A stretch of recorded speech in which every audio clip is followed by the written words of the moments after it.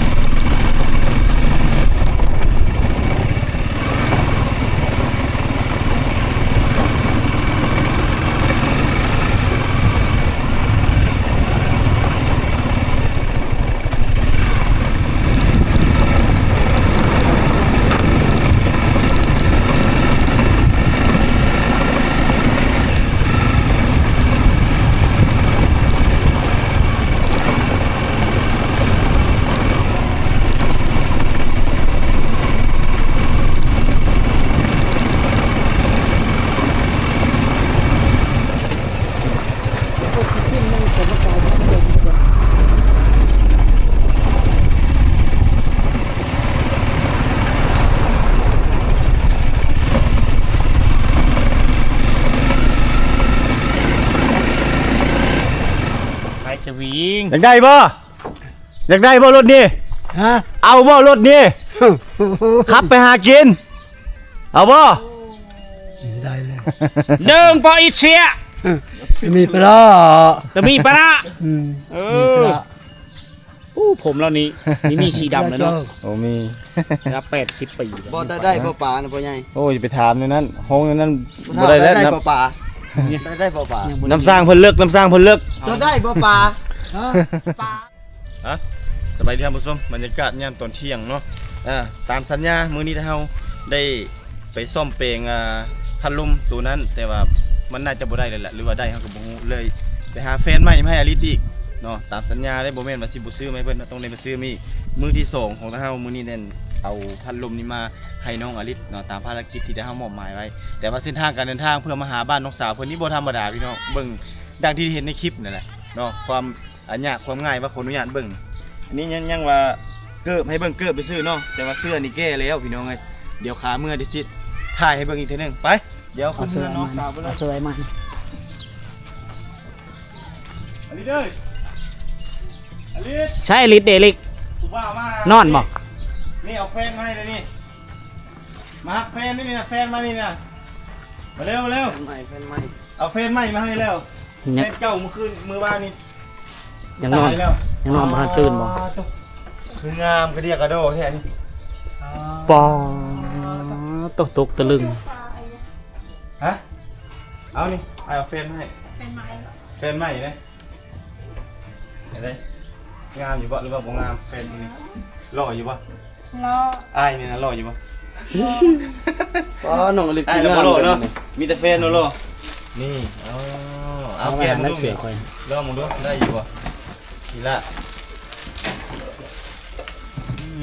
อย่าว่าได้ลองมื้อนี้ก็มิจิลีเนาะอลิสเนาะตัวไม้บ่เนี่ยตัวไม้ได้ซื้ออยู่หันต้วนนั่นนี่นะเอารถมาคันเดียวซ้อนกันมายันมันพี่โอ้ยคนรู้ว่าแถวนี้มีก็สิบ่ซื้อมาดอกแต่วิละเสียดายเงินซื้อแกได้หรือบ่แกทุกอย่างนั่นได้ละยังบ่เบิ่งไอ้แกให้ได้ละเปิดกล่องใหม่ๆเปิดกล่องเลยอ้าว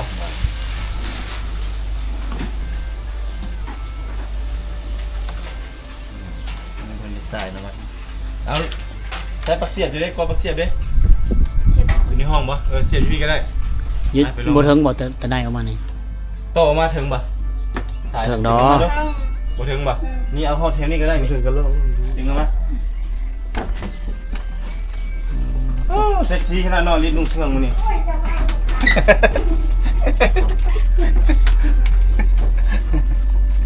แต่เกิดมาก็เห็นอลิสแต่งตัวเลาะงามมื้อนี้ถ้าน้องออกมาก่อนจังเว้าเพิ่นสิแสดงอาการ มีงานแบบไหน เฮาไปก็ได้บ่เอา ยาเลย เดี๋ยวนานออกมาก็โดยเดี๋ยอะเฮาไปนำเด้ ได้ปะเอามาพี่เจ้านั่นเอามานอกพี่ถ่ายคลิปเรื่องนี้ไว้เดี๋ยวเร็ว มาลองเองได้ลิเด้ย มาลองอีกได้นี่ได้มันได้เปิดให้ได้นี่อลิศอลิศเลยเอามาเลย เอามาลองเอาได้ลาย นี่มา มาลอง เอา กดเบิ่ง กดเองเปิดเองเอามาได้ปะเอาก็บีบนี่มาบีบได้ปะเอานั่งลงเออ ก็อยู่ใช่ ไฟมันเข้าแล้วโอ้โห เอ้ยโอ้ยน้องตกใจมาก ตกใจเพื่อจะว่าเป็นคือตัวเมื่อวานนี่ ลูกมาพี่นะมาเบิ่งพี่เด้ ใครแน่แล้วนะ เย็นบ่ไปลองเบิ่ง เย็นอยู่บ่เย็นข้างนอกโอ้นี่เลข3เลข3นี่เลข1คล้ายๆเนี่ยเลข1นี่เนาะอ้าว จนได้แฟนใหม่เนาะลิน้อง แฟนใหม่แล้วมื้อนี้เดี๋ยวสิไอ้สิหันตัวนี้ให้อีกยันมันบ่อยากแน่นปานใดไปเอาไปหันพี่ก็ได้อ่ะเนี่ยเอาเข้าไปไว้ เคยเชียร์เขาอยู่เนาะ จะได้เอาเข้าแล้วก็เอาผ้าห่มตุ้มแล้วก็พัดไว้นี่บ่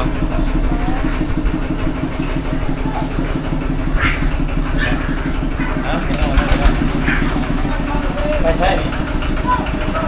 จุดไทย จุดให้บ่ แง่นึงมันระยำนะ ฮะ จุดไฮระยำนะ ฮะ จังสไลด์ก็ระยำนะจุดกองขี้หา บ้านเฮาเรียกจุดกองหา มีกองหาบ่หรือว่าไปอันนั้นไปจุดให้เลย จุดไทย แม่นนะยังบ่ทันได้กองเป็นกองหานะทางป่าเรียบร้อยแล้วยังบ่ทันได้จุ เขาทางบ่ ต้องหลายคนไป เร็ว เพราะว่า จักไฮผืนเดียวปีน ช่อง จักผืน ช่อง สอง สองพ่อกับแม่พ่อเราไปเฮ็ดตั้งห้าแม่กับมันเขานี่แหละกับลูกนี่แหละไปเฮ็ดพื้นมันนึ่งอีกตั้งห้าพ่อเฮ็ดผู้เดียวได้ ให้อะไร โอ้ผู้เดียว ลึกเนาะ นั่นแหละเข้าก็ มีเฮอไปได้100-200ซอบไปเชื่อกินจะมีหมดเลย เรียบร้อยเลยเด้อบัดนี้เด้อ FC ทุกท่านเด้อพัดลมเนี่ยเอามาส่งให้น้องอลิศแล้ว ซื้อหน่วยใหม่มาให้เพิ่นแล้วอาจ้อ อาจ้า เช็ดเลยอาจ้อเนี่ย เอามาบันนี้แปลงล้างละ เอาเช็ดบัดนี้แฟนกับอายก็มาส่งให้เด้อของน้องซ่านน่ะเด้อหอดถึงแล้วได้นี่ได้ หักสาวเด้อลาเด้อ สาวเลย เช็ดนี่ เสร็จแล้วนี่เห็นมันมีขี้ฝุ่นน้ำใบพัดเวลาเฮาอันพัดนั่นนี่มันก็ขี้ฝุ่นเขาดังเจ้าก็เสร็จแล้วเอาอีสังเสร็จนั่นเอาเสื้อเลย เอาชื่อ อย่าว่าเซอร์ตัวนุ่ง เสื้อจะนุ่งเองเลย เออ เอาเสร็จเลยเอาเสร็จให้เลยจะไปซักเอา ลงทุนขนาดนั้น นุ่งต่อเลย แล้วอันนี้นะมันขี้ฝุ่นมาต่างทางมันบ่เป็นมันเก่าเลยก็เบิ่งนั่นแหละลูกจับเสร็จแล้วเสร็จนี่แล้ววันนี้ก็สะอาด ใส่สะอาดยังเลย ทางหลังมันเด้ โขมนี่ก็นี้โขมที่ดินมันเลยจะกระจับไว้ไปพัดนี่แล้วก็เสร็จทั้งนอกทั้งในอย่างสิลูกทั้งสองคมน่ะ ตามมัน ตามมันน่ะ ตามมันเลยนะเดี๋ยวเลย เด้ทางหลัง นี่ข้างหลังมีกี่ฝุ่นเต็มเสร็จนี่ฝุ่นนี่ก็ยังอยู่อะไรเอาลิศ ฮะ มันคือปิ้นนี่ บริเสียบ ไม่ใช่พัดลมนี่ ปิดอีกเนาะ ผีหลอกได้ไหม ตกใจ บ่เมื่อวานไปเซฟไฟไปปิดวันโน้ยนี่มีท่านเซฟก็ปิด มันมีเป๊กเนาะมันเสียมันก็ปิ้น ฉะนั้นอลิศนอนอยู่ห้องป๊บออกมาแต่ห้องนี่ฉะนั้น เรียบร้อยเนาะได้แล้ว กินข้าวกับยังมื้อนี้อลิศ เห็นไหมเห็น ข้างหน้า ไหม แน่เห็น เลย คักพัดลมบ่ได้ใช้ไฟก็ปิด สบายดี ชูไม้เนาะ ซื้อมาใหม่ได้นี่ได้ คักเลย โอ้บุคักจำเป็นเลยเฮ็ดได้เฮ็ดของอลิพีแล้วก็ต้องได้ซื้อแทนแล้วเปล่าเอามาซื้อออกจากห้านคักแน่มาเพราะว่าพีซ้ำเนาะ อันนี้ก็ บ่หน่วยหนึ่งล่ะเมื่อวานนี่ ซื้อใหม่ได้นี่ได้บ่หน่วยซื้อมาเมื่อวานนี่แหละเอาเมื่อแล้วตัวนั้นมันเพยังวะอันนี้ซื้อใหม่ให้อลิสเอง แฟนอดีต หาแฟนให้อลิศนี่ได้หาผู้บ่าวให้อลิศนี่แหละผู้บ่าวเพิ่นแม่นบ่อลิศมักอยู่บ่ผู้บ่าวคุณมักบ่ ยังบ่ถึกเจอเพิ่นเด้อบ่เด้นั่นแล้ว ได้บ่คุณ ใจ มักผู้มื้อวานนี่บ่ บอนี่ก็มา นี่ก็มักเนาะ มักสีแล้วนี่ สีมื้อวานกับสีนี้มักสีใดฮะสีนี้กับสีมื้อวานนี่มักสีใด คือกันนะ คือกันบ่ มาจังเลยเนาะ เอาได้แล้วป่านนี้นี่ก็หันตัวนี้แหละหูอยู่ที่ตัวนี้หมุนข้างหลังนี่ มน นี่เด้นี่ เห็นยัง เอาสมมุติว่าเจ้าเหยาขึ้นเนาะเจ้าก็เอาขึ้นแล้วเจ้าก็หันเข้านี่อันนี้ คุยแล้ว สมมุติว่าเจ้าจะเอาลงเจ้าก็หันออกก่อนแล้วก็ลง ดึงไม่ต้องดึงเฮือนสุดเด้อมันค้าง บ่ดูคนสุดหลาย ดึงขึ้นเครื่องนึงพอ อลิศจังอยู่ได้นึงมาบ้านนั่นนี่แหละค่ำดึกมาแล้วมันเย็นเนาะ แม่ มันคือที่บ้านเฮานี่พอแห้ง เรียบร้อยนี่ ตอนแรกๆ4-5โมงเดี๋ยวบ่ฮ้อนบ่อ เส้ ยู่ น ไหน สายไฟนี่มั้ย ฮ้อนบ่ กันนอน เส้นสายไฟ นอนเฉยอยู่เลยเนาะ นี่ เออเฮาอยู่ได้เนาะฮ้อนนี่มีปองเยี่ยมเลยได้ บ่มีบ่งเยี่ยมเลยแบบปลากระป๋องเลยบ่ เออ บ แบ อบ มี โอ้ผิวเด้ ประตูนั่นก็อัดเลยบ่เวลานอนประตูทางเฮาอัดเลย เดี๋ยว อ๋อ วัดแล้วญาติผู้บ่าวคุณมาหาเนาะ อันนี้แบบมีคนขึ้นมาก็อลิศซ่องเบิ่งมันมีหูเลย ผู้ว่าซ่อง ช่องนี่บ่บัดผู้บ่าวมาปลุกก็ช่องกับเบิ่งเขาอยู่บ่เวลาเขามาเอิ้นเจ้าก็แยกช่องเบิ่งอยู่บ่ บอ ชื่อเสียงเอา ของยังเขาไม่ได้เลย แล้วว่าช่องเมืองไผเนาะเอิ้นข่อย ไปเนาะนี่เส้นได้เป็นอ๋อน้องพี่น้องเนาะ โคตรงามหลายจักเฮาแนวถามเฮา มื้อนี้ได้เอาแฟนมาให้น้องอลิศเรียบร้อยเลยเด้อมื้อนี้เนาะเป็นจังไดแฟนผู้นี้ถูกใจอยู่ติ ถึกใจ ถูกใจเนาะ อืม โอ้เบิ่งอลิศมื้อนี้เมื่อวานก็ว่างามแล้วมื้อนี้คืองามเป็น โอ้ พิ ย เศษ จะว่าอาย อ่า บ่มันนี่ให้งามเนาะ มื้อนี้ให้งามมื้อนี้แต่งตัวเซ็กซี่เนาะมื้อนี้เนาะ เจ้าก็มันนี่เฮงรอนะ โลแล้วกี่ฝุ่นก็เบิ่ง โลเล่นแล้วเบิ่งกี่ฝุ่นเนี่ยเอาเห็น ชมคาดอ่าน โอ้ จะ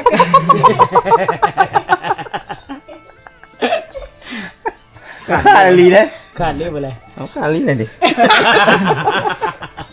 เฉพาะอลีจะโหยอ้อย ขออนุญาตเด้อนี่ขาดอลี อลิศซ่องไปได้เฮิงแล้วซะ บ่แม่นคำฮักได้นี่นะเออจะบอกพี่เน่เบิ่งหน้าให้พี่เน่เบิ่งยังทางลุมส่งขาดพี่น้องเอ้ยเพิ่นเบิ่งน้องเพิ่นก็หัวอยู่เพิ่นได้เออจักก็ฮู้ยอกเนาะสร้างยอกเนาะอันนี้มีแล้ว บอ บ่ ชีมือผม อันนี้เห็นอยู่เฉพาะบังไว้ก็ยังเห็นอยู่เนาะโอ้ยส่งขาดพี่น้องเอ้ยอลิศหัวขวัญส่งบ่ตุกขาดคิดเบิ่งทางจังยากบ่ยากมาจนส่งขาดไอ้มาหาเจ้านั่นเพื่อเอาอันนั้นมาให้นะเอาพัดลมมาให้นะมื้อนี้เพิ่นงามเป็นพิเศษมื้อนี้โอ้ยเนาะบ่ได้ไปหาหน่อไม้นะมื้อนี้เนาะสวยแล้วเนาะ เห็นบ่แล้วไปบ่ไหวแล้วเนาะ บอ เฮ้ยไผสิให้คนงามไปหาหน่อหมอกหน่อไม้ หาสอนอยู่หัว โอ้ยยานปีง เห็น เด้ย่านปี ย่านปีงเด้ โอ้โห บ่ นึ ได้ ก ก ว่า ล้า เป็น เด้ ปิงบ่ ตัวนี้น้อยก็ย่านบ่ ตัวใหญ่ แต่ว่าย่านน่ะตัวใหญ่ ค่อยไปได้ลงนำหวยนะ อืม แต่ไปหาหน่อไม้จะไปอยู่เนาะแต่ว่าห้วยนี่บ่ลงเนาะยันปิงกับทากจะย่านหยังไรกว่ากัน ยานปีง ยันปิงกว่าทากนี่บ่ย่านเนาะ เดี๋ยวมันคือกัน ประตูท่าเอ้ยจะกระดึบกระดึบเนี่ยบ่ย่าน บอ น้ำปลาเด้ธรรมดาอันนั้นคันปีงแล้วย่าน ยาน มันก็ดูดเลือดคือกันหมดสองชนิดนะ บอน่ะปีงมันกัดเลยมันติดนะ ท่าก็ติดคือกัน มันเฮ็ดเอาเลาะอ่อนเอาเลาะอะไรเนาะ เวลามัน ปีงแล้วมันดูดเลือดเนาะมันติดนึบแล้วดึงแล้วบ่อยากออกนั่นแม่นบ่ มันเหนียวมัน มันเคยซะบ่เคยมาถึงมันดูดบ่ บ่เคย มันลุกเล่นบ่ สมมุติมันอลิสมมุติเจ้าไปสอนเดี๋ยวเจ้าไปสอนแล้วมันกัดจะปึ๊บเจ้าดึงบ่ออกเลยแขวกัด ดึงบ่ออกเลย มันเฮ็ดยากถึงนี่ได้ ดึง โอ้ย อันตรายเนาะเอา เอาแขวดึงทื่นแบบเดียวกันเอาดึงยางกระติ้วมันยืดได้ มื้อนี้อยากไปหาอยู่หากินเนี่ย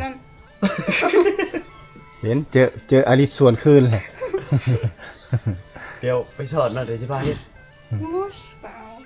จะลงผู้เดียวเลยเนาะว่าไปซ่อนให้เราลงผู้เดียวเลยบ่ อันประเภทไปหาอยู่หากินทางน้ำนี่อลิสบ่ค่อยถนัดพี่น้องเพราะว่าเพิ่นย่านปิงเนาะส่วนหลายสิไปแต่ทางบก ไปหาหน่อไม้บ่ไปขุดจิโร่บ่แบบนี้ไปหาของป่าเก็บพอกเก็บผักไว้นี่ได้แบบนี้เนาะ สัตว์ทั้ง สัตว์ บก สัตว์บกแล้วได้สัตว์น้ำแล้วเพิ่นบ่ไหวแต่เรื่องกินปูกินปลากินคือกันถ่ายไปถ่ายมามีแต่เนมแต่ส่งไอ้คาดอีกแล้ว คอยบ่ได้แหนม บ่ได้แนมเนาะเป็นไรมีความรู้สึกจังไดมี3คนมาถ่ายมาจ้องเพิ่นจังซี่ อาย อาย อืม อาเจียด นี่เด็กมาครัว ไอ้เป็นคนมักแนวนี้ เรายิ้มตลอดเลย ลามักยิ้มคนอารมณ์ดี คนอารมณ์ดี จะบ่มีหมวกกันน็อกกับแขวเราเต็มเบิดมีแต่ขี้ฝุ่นเลยบางทาง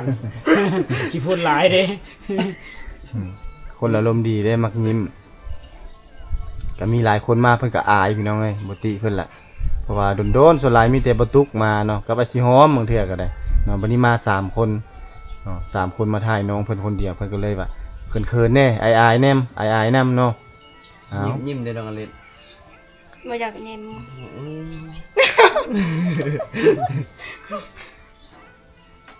บ่ต้องเว้าหยังหลายพี่น้องนั่งเบิ่งลาวก็จังซี่ก็มีความสุขละ ยิ้มงามเนาะอเล็ดเนาะ FC ก็มีความสุขแล้ว ไผยิ้มงาม เป็นพ่อ FC จึงติดดอกยิ้มงาม ยอมเข้าไป ยอดเข้าไป เป็นสาวบ้านป้าคนเดียวที่ว่าน่าฮักมีเสน่ห์พี่น้องเอ้ยเนาะบ่ได้เสแสร้งคิดในใดเว้าออกมาในนั้นเลย โดยที่ว่าบ่ได้เสแสร้งเลยเนาะ ตั้งแต่เห็นมานี่ก็เจ้าละงามกว่าหมู่เพื่อถ่ายมา พอยก็ตั้งแต่เห็นเขาถ่ายมาเจ้าหลอกมึง แม่เห็นบ่ เห็นบ่เห็น ร บ่ อไอ้ตุ๊กอีกบ่ เออ อ้ายสิบ่ได้เทียบเลยเนาะ ส่งขาดแล้วมึงให้เป๊ก ส่งก็ขาด ขี่รอแล้วเนาะ แน่นมันตลอด เห็นไหมสีใส่นะหูสีใส่สีใส่ท้องเลยท้องกันใหญ่ ตุย ตุ้ยไอ้ตุกละตุ้ยบรึมเลยไอ้ตุกเนาะ อันนี้บ่ได้เฮ็ดเราหายขายบ่ได้ บ่มีเราให้เนาะ มีว่าจะหายช่องให้ บ่ได้เฮ็ด คันมีอันงานมีหยังก็เนาะ กินบุญปีใหม่ มีงานจังได้เฮ็ดเนาะ กินบ่ละหายมื้อนี้ บ่ น้องอเล็ดก็กินบ่ บ่มักกิน เบเด้ เบียร์ เบียร์ก็บ่มัก เหล้าขาว ดอกขาวยังหนักเลย น้ำตาลไข่นะ อลิศเป็นคนบ่กินเหล้าเมาสุรา มักเต้นซื่อๆเนาะ บ่มักกินเหล้าเมา เต้น สุรา มั่งเนาะ มัก เต้นแดนนี่เนาะ เห็นเยอะถ่ายแบบเต้นแขนเดียวนะยกมือเดียวนะ บ่แม่นคอย อันนั้นซะซั่นน่ะอันสิเปิดเพลงให้สิเปิดเพลงให้แล้วเต้นเด้อ เจ้าเต้นก้อนน่ะ ไอ้เต้นแล้วจะเต้นได้ เออ อาจจะเขาจะบ่เต้นเด้ มาเต้นก็อย่าคอย บ่ได้ น้องมิงเนาะมาพี่มิกเอ้ย ถามลุงหวย มิกเอ้ย บ่เต้น มาพี่มานั่งพี่ไว้ไปซื้อขนมให้กินนี่ไว้มาพี่ย่างไปตำข้าวปุ้นนี่เอามื้อนี้สิมีเมนูตำข้าวปุ้นเนาะเฮาหามาหุงบ่ได้อาหารก็หายากๆแถวนี้เนาะ ตะวินนะ เกือบงัวกินเด็กอันนี้ก็ มิกเอาข้าวปุ้นมาเนี่ยนะเอาข้าวปุ้นมาให้อ้ายหน่อยไว้เอามาพี่ข้าวปุ้นนั่น แล้วซาดบังกกเสา โอ้ยเห็นผู้บ่าวมาให้เต็กแล้ว เห็นเบาใจมาให้เต็กแล้วอายแล้วเนาะ อ้าว นี่ น้องอลิศรีวิวมึงดู เคยเฮ็ดกินอยู่บ่ลิ พรีเซนต์เบิ่ง มันบ่มีแต่ส้มเฮ็ดได้มันจังซี่อันนั้นคักบ่ใส่บ่ส้ม มังนาว บ่มีก็บ่ใส่บ่ ขายอยู่บ่มังนาว บ่มี มังนาวบ่มีเอามะขามมีบ่มะขามสุกก็ได้ มะเขือคนนะมีบอกเอิ้นมาไงวะ มะขะเกลือคาย มะเขือข่าย บ่มีแล้วให้ไกล แกล้ง แกล้ง บ่มีหยัง บ่มีเนาะหมดเนาะอีสังก็บ่มีเพราะว่ายามหน้าแล้งนี่แหละมันปลูกหยังก็บ่ค่อยเป็นพี่น้องเอ้ยเอาหลังจากที่เอาพัดลมมาให้เนาะนี่ก็ต่อไปก็สิได้ให้น้องสาวเพิ่นตำข้าวปุ้นขึ้นยากอยู่บ่ตำส้มนี่ ยาก คือน้ำลายเอือกแล้วเนาะ คือน้ำลายท่าแล้ว ดนๆเพิ่นจะได้กินเทื่อเนาะอาหารแบบจังซี่เพราะว่าส่วนหลายไปแต่เวียกไปแต่งานเนาะ อันนี้นะเฮามาถ่ายคลิปซื่อๆได้เนาะ นั่นแหละ คันบ่นี่น้องอลิศก็อยู่ให้บ่เนาะ ไปให้เนาะเสียยาให้เห็นบ่ยามนี่ เสียมัน เสียยามันโอ้ยเห็นนี่แหละ เท่านั้นหัวตลอดโอ้เนาะอ้ายก็หาก็ ชื่อเสือกว่า ส่งตัวนี้อัน เขาซักแล้วมันบ่เห็น ขาด เห็น เอาเข้าไปไว้ซะบัดนี้ลีเด้ยพัดลมเอาเข้าไปไว้ซะได้ละเอาไปไว้ซะเด้อ ซักเลยบ่เสือจังนุ่งเลยบ่ เอานุ่งเลยเนาะเอาเข้าไปไว้แล้วก็อันนั้นได้บัดนี้ได้เฮ็ดตามข้าวปุ้นอันนี้คือห้องนอนอลิศ เอาคือยังเสียบในนั้นอยู่ปลั๊กไฟเอาไปให้แหละ ฮะ เสียบอยู่ลุ่มเลย คอยยังมาทันเชียบ เอาโอเคได้ ได้เลย ฮะ เอาสิมาเข้า สิมาเข้าบ่เอาตัวนั้นบ่ได้บ่ ย้ายมาตื่นครับ มาเติมมันบ่พอสิบ่ เอาอุ้ยเอาอุ้ย อุ้ย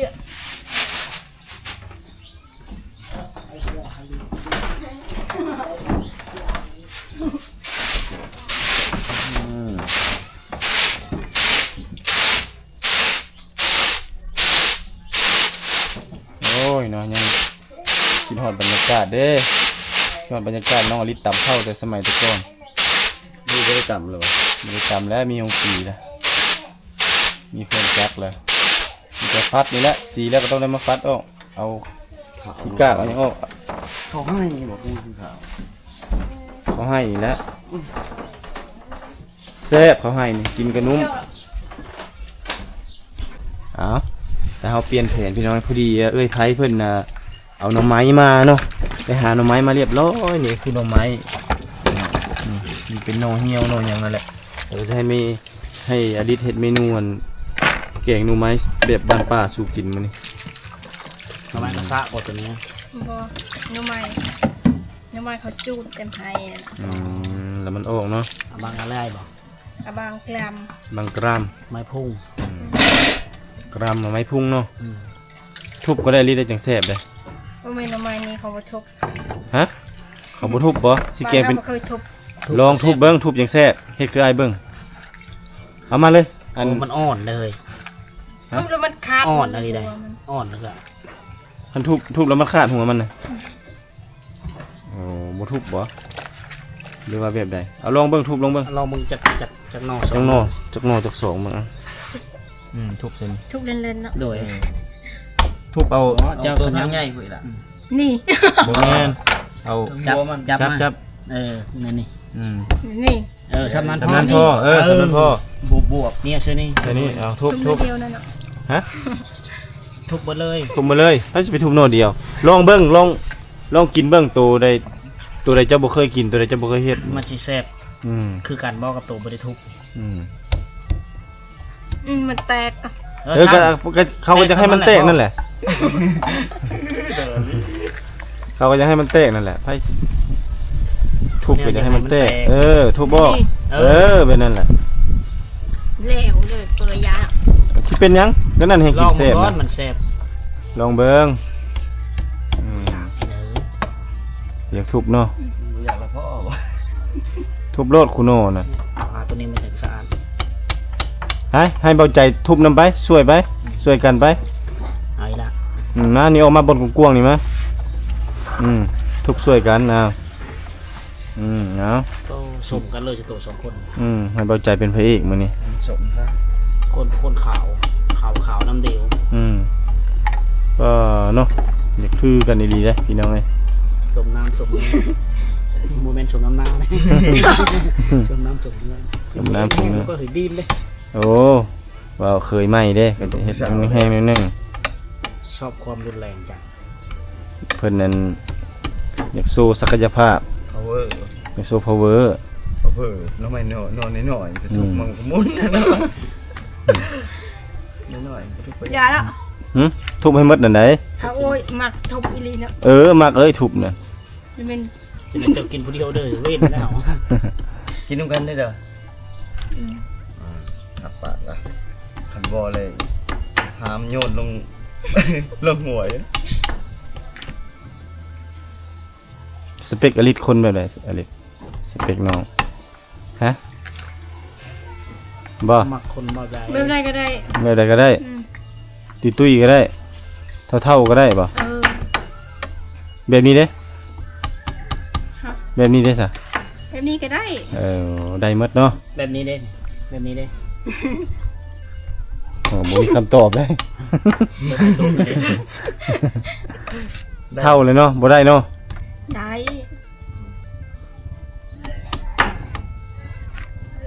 เอาแล้ว มาจากทางเลยอีกว่า เลยบ่ลอง มันลองเล็ดลองแจ้แล้วแบบ เมาบ่ ลองเล่นลองแก้แล้ว คือทน5คัน2แล้วอ้วล่ะเจอตอนกำลังกินข้าวใช่มั้ยอ้วพุ่งมาเต็มที่ มันเป็นเรื่องปกติของเขา แม่นละ เขาบอกจะกิน อลินนี่แกงหน่อไม้บ้านเจ้าเนี่ยเจ้าแกงใส่สังนี่ จุ่มตื้อ มีบ่ยานางยานางใส่บ่ฮะ บ่มียะนะ โอ้คันสมมุติเฮาอยากให้น้ำมันเขียวเนี่ยเฮาจะเอาหยังใส่ เฮาบ่ได้เอาน้ำเขียว ฮะเอาใบบักบัวใบหยังนี่บ่ได้ใส่จักเทื่อบ่ แกงไปได้ซะ เบิ้นบ่สลาโน เอ้ชลากีสลาพังนาวเอ้ย อ๋อแกงคือใบเน่า อืม แกงใส่ผักเน่าเลย มีแล้วสับฟักเน่านะไปเอาละเก็บละ ยัง บ่ กายเลย ตะกะปะกายลึเนาะ บ่ดองเลยกินดุอยู่บ่แกงหน่อไม้ดุบ่ สิแกงหน่อไม้มื้อนี้ไปเท่าเอ้ย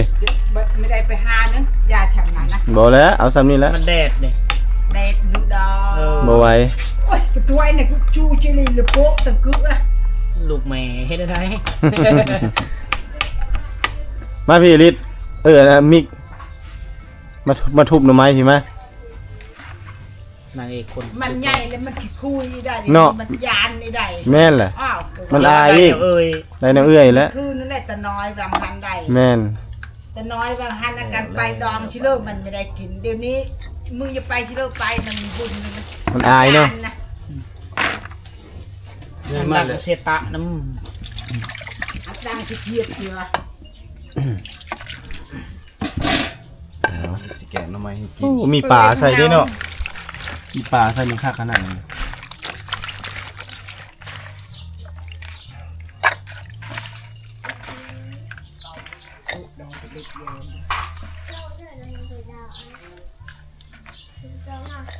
เรียบร้อยเขาเบื่ออะไรน่ะ